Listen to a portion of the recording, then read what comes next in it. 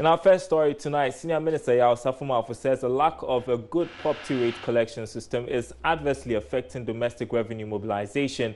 Government couldn't meet its revenue targets for the first half of this year, a situation partly blamed on low domestic tax mobilization.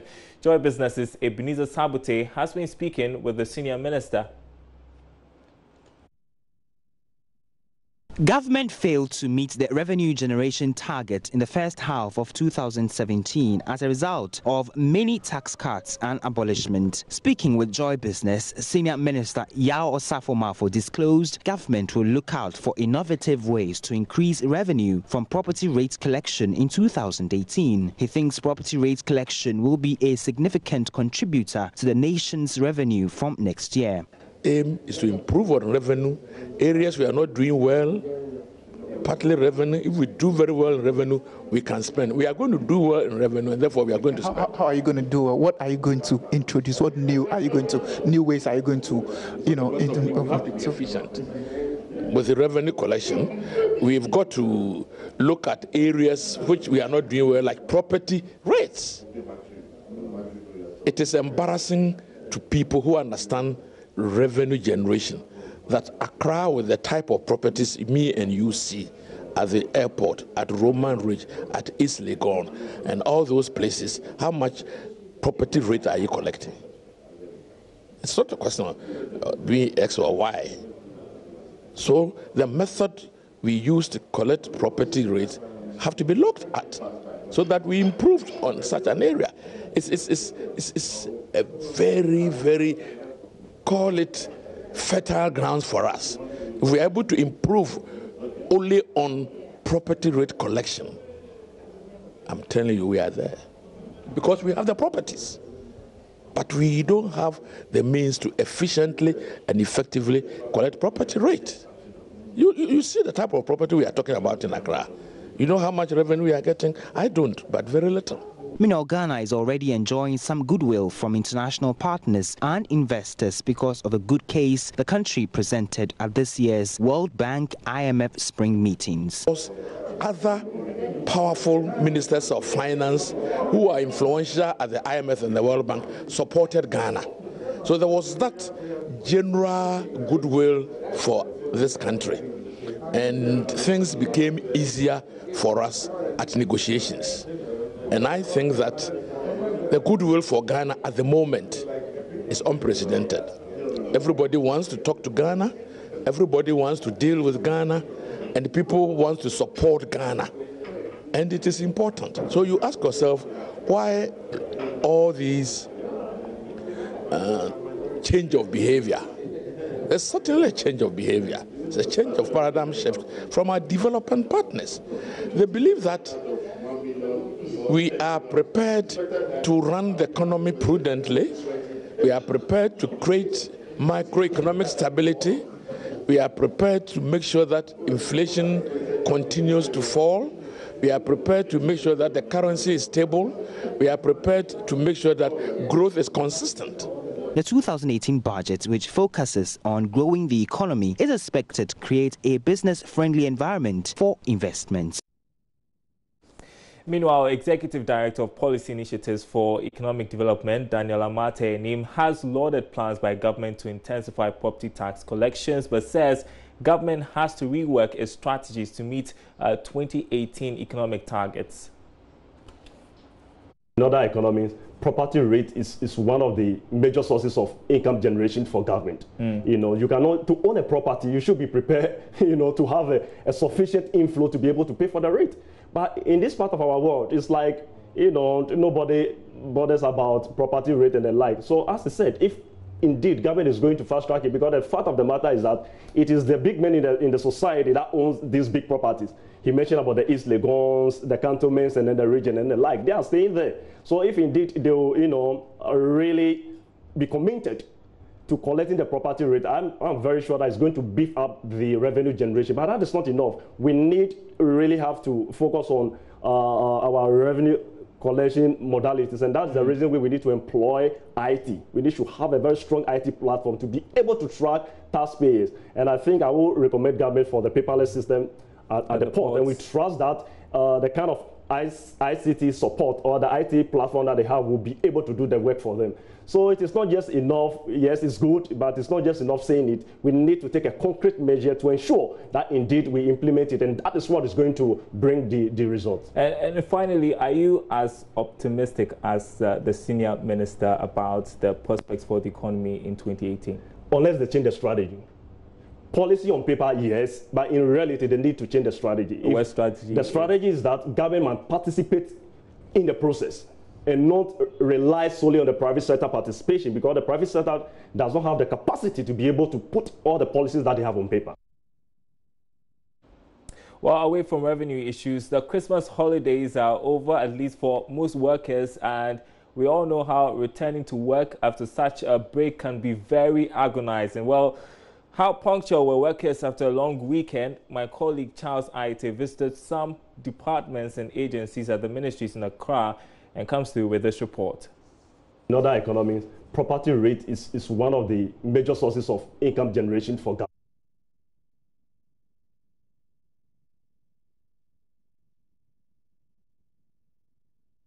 The 27th of December, a working day, of course, where we're going to be expecting workers to be here at the ministries to work as a normal day. But we're here to find out the real situation on the ground. Are workers actually at post, or they are still vacationing?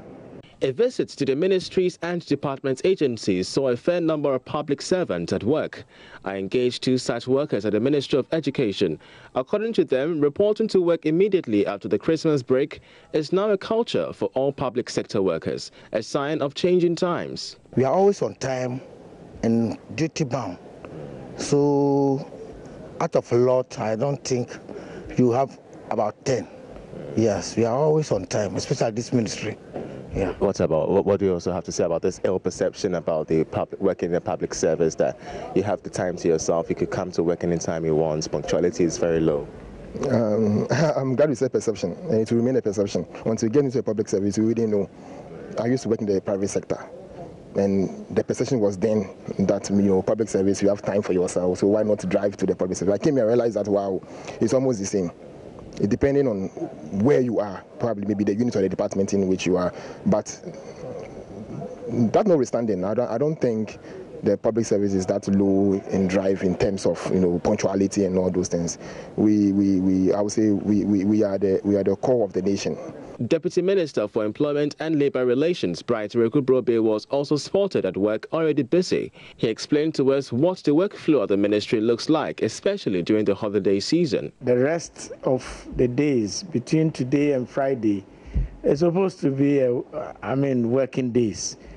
But the festive occasion, and as it is, many people travel to their home bases. Here in the ministry, we had lots of leave applications.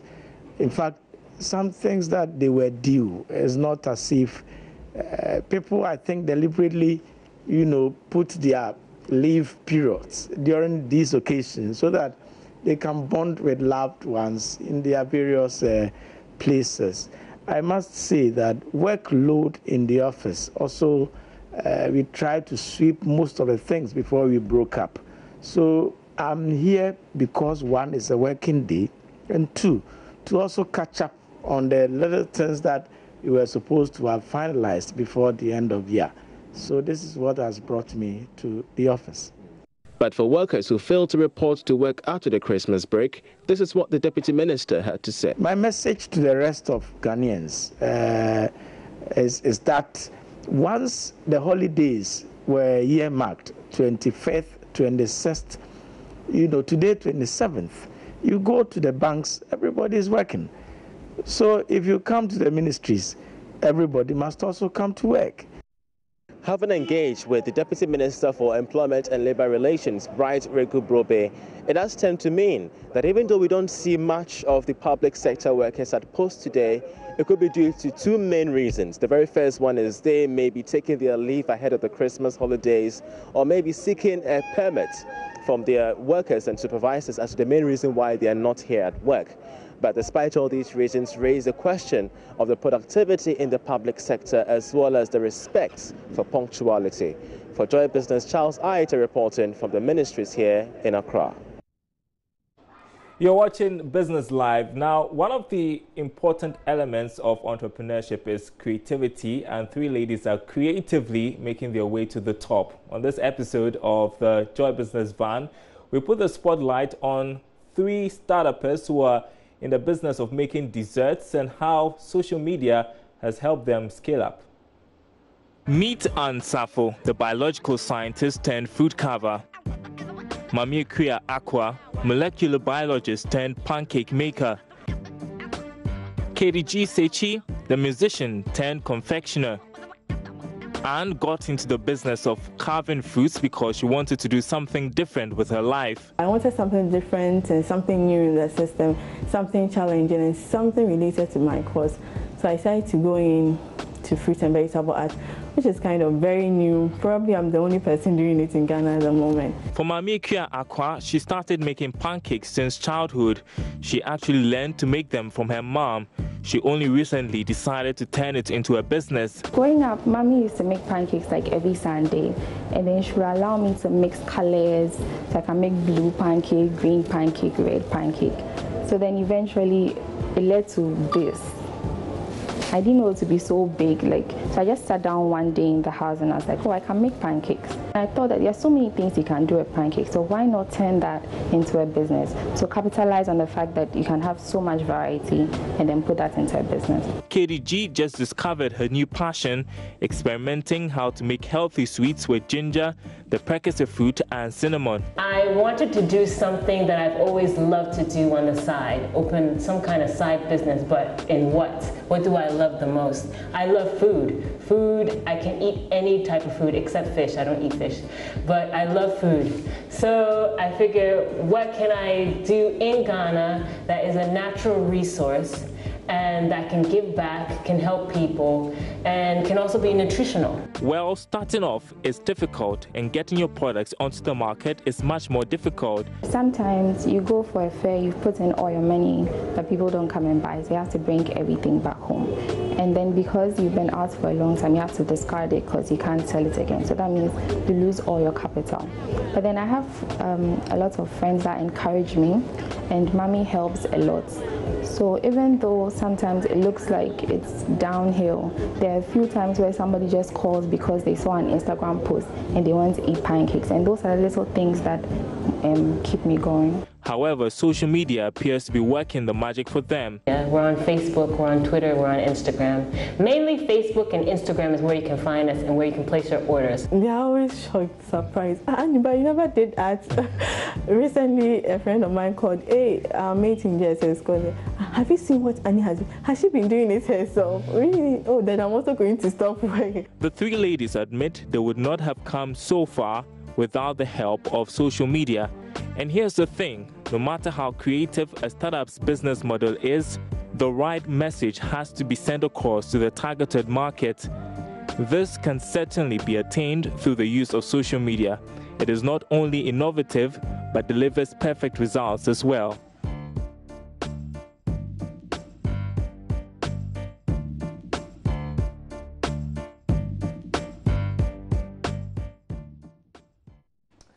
All right, so let's stay a little while longer on the subject of social media and how it is a powerful tool for small businesses to grow their businesses. And joining me in studio is Ebenezer Latte, he's CEO of online grocery shopping firm Market Express. GH, great to have you. We had those startups over there. Tell us how powerful social media is in growing businesses. Really, we've heard people talk about it, but. Yeah. Really? So for me, it's not just I've heard, but it's a media we use, and I think that this modern media has a lot of advantages, and I think that it mainly piggybacks on the weaknesses of the present media we have. For example, social media can give you certain data that traditional media can't give you. So for example, how many people are watching this TV program right now? You may not be able to tell, but social media has that data and is able to tell you that. You can define your demographics, you can define your geography. So it has certain inherent benefits. And also the biggest thing for social media, it's relatively less expensive than traditional media. And so It's good for startups and people to explore, and also helps build big brands also. So it's not just for people who are just starting out, but I think it's the modern media, and it's actually very powerful. I mean, you were saying that it's not something you're saying, but something you have experienced yourself. Yes. You use social media to grow your business. Right. Tell us about your experience a little over a year ago when you started, and how social media helped you. So for us, I think one of the things we've done is we tried as much as possible to target within Accra. And so we're not just blasting messages all around. We are a business that focuses on Accra and Tema. And so we target our advertising for Accra and Tema. If we do anything beyond that, it's not beneficial. The other thing is we are able to target who we want to talk to. So if we decide that today we want to talk to middle-class people, we are able to manipulate the system, narrow down our demographics, and use that advantage to speak directly to the people we want to speak to. The other thing is, depending on how much money you want to spend, it can give you maybe a bigger reach or a smaller reach. You can control that space. And so for us, I think what it has done for us is it's helped us build a stronger brand. It's given us more eyeballs because a lot of people have seen what we do. And I think that the cost is reasonable for what we have done so far. And that's basically the thing that differentiates social media and traditional media. However, not to say that traditional media is not important, but honestly, I think that traditional media helps you build a strong brand, but social media basically penetrates you into the corners and crevices of... I'll ask you a question about traditional media in a moment, but first, does social media work for every business? I'm wondering. That's a big question. That's a big question. So I think that social media can work for every business. I'm afraid to say it works for every business, but I think we can say can work for every business. So I'll give you some examples. Dubai is selling medical tourism, and they are advertising on social media to the world. They are selling homes in Dubai for people to buy around the world, and they are not using only traditional media, but they're using social media. So I think that social media reach as much people as possible, and people who have in any form of smart device. So at least it gets the message out there. And so it doesn't matter what you're doing, I think that your message will go. So down to what message are you giving? If you're able to craft your message right, then you will be talking to somebody. If you don't craft your message right, it will just be a blackboard out there. Okay. And so back to traditional media, at what point would you encourage a business to sort of advertise with traditional media? All right, so this is what I'll say. I don't think it's an either-or thing. If you have the money, do social media, do traditional media at the same time. They complement each other. If you don't have the money, start with social media. When you have a little more money, go back to traditional media, because our habits haven't changed. We are still listening to radio. We are still watching television. So that's where you get your message across. However, it's for people who also care about what they are doing. So for example, if you're a purely online business, you can make a decision that because we are purely online, we want to talk to our people online. Then if you go offline, it's senseless. However, even if you are online, you can build a strong brand with traditional media. And so traditional media is not I can do without, but it's actually it's important for anybody trying to build a brand to step out into the light. And the light is traditional media, social media, anywhere you will be seen. It's very important that you step into that. I asked that question because I was wondering, for how long can a business rely on social media? At a point, like you say, you want to build a brand, you want to be seen out there. For how long, really? So I don't think that you can put a duration to how long a business can depend on traditional media. I think my prescription will be do what you can afford. And traditional social media is the cheapest at the moment. However, remember that social media is also very attractive for a certain demographic. So for example, my mother has no understanding of what social media is about, or I would say digital media is about. However, if I'm selling something to my parents' generation, I should be sure that I'm targeting in traditional media, because that's the only way they understand what I'm saying. And so I think that you have to look at the demographics of the people you're talking to. If you're talking to only students, yes, traditional media will be helpful, but I think social media will be more essential to younger people. So for example, this makeup generation, if you want to show your makeup, I don't think you can do it on TV and say, look at my makeup style and stuff. But a photo on social media would send a message very well and would do the trick. I'm also wondering, are there any risks involved in advertising your products on social media, trying to get customers from social media? So the risks are, one, if everybody is on social media, sometimes you don't even know what you're doing. Like there's no credibility. There's a credibility issue there. So for example, I take an ad to Joy FM.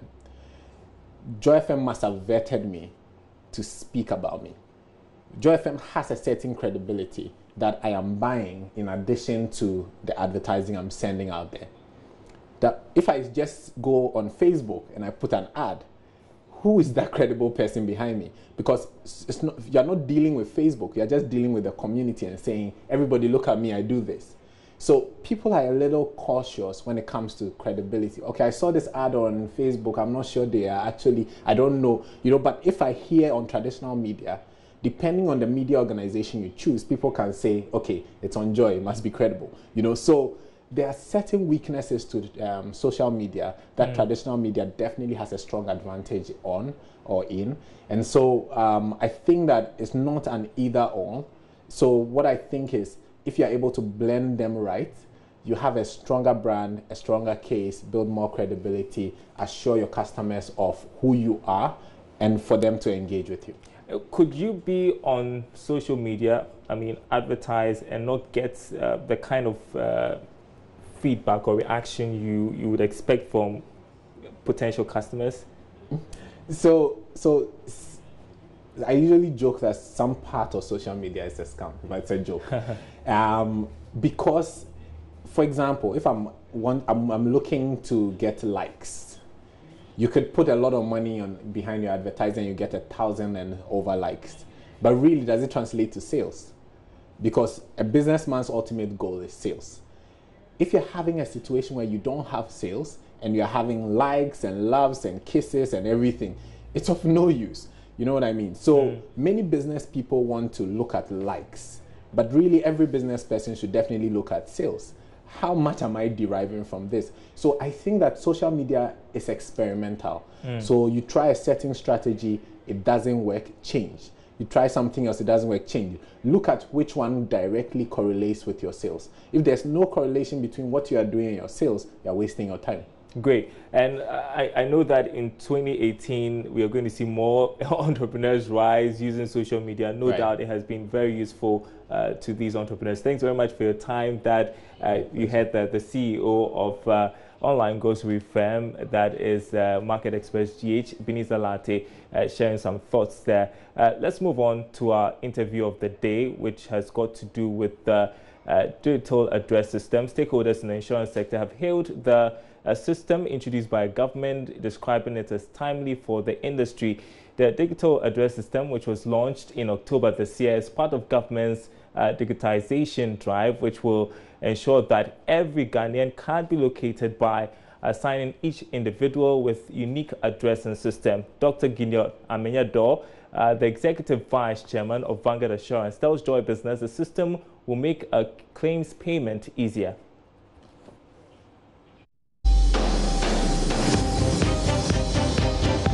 Interview of the day. We want every Ghanaian to adopt insurance as the risk management tool. Now there's a flood and we are looking out for government to pay compensation. So we continue our drive using digital technology to revise and reform the claim process. We'll never rest until we see this thing done. Okay, and we've also seen the digital address system come on. How is this helping? It's been in existence for a few months. So far for you as in an insurance system, how is this helping with the work? It's a great thing. It's a great thing, making it easier for us to direct people to our places, our own homes. Now when there's a fire insurance, a home insurance for instance, it's very easy to get there. So we say kudos for that effort. The government has done well in that direction, and we need all other sectors to go the digital way. That's the only way. So have you tried it? We've tried it, all of us. And for us, if you go to our platform, our IT department has put it there and said that everybody in Vanguard must make sure that they get a digital address. So that's how we embrace technology here.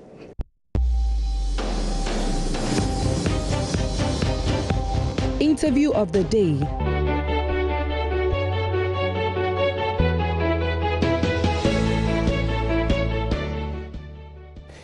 And thanks for watching our program. As always, there's more news on our website, myjoyonline.com/business. There you see it.